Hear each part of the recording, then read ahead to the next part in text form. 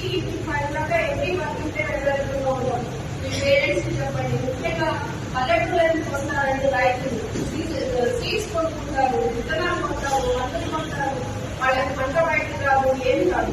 దానికి కొంత ప్రాసెస్ ఉంది. వాళ్ళకి ఏదైనా పంట రాకపోతే కన్సల్ట్ గవర్నమెంట్ అథారిటీస్ ఇన్ఫర్మేషన్ ఇచ్చి మాకు ఈ ఏడు పంట పండలేదు, ఈ విత్తనాలు చల్లాము, ఈ విత్తనాలలో ప్రాబ్లం ఉంది, వీటి వల్ల డిఫెక్టివ్ విత్తనాలు ఇవన్నీ ఉన్నాయి, వీటి వల్ల మాకు ప్రాబ్లం అవుతుంది, పంట దిగుబడి సరిగ్గా లేదు.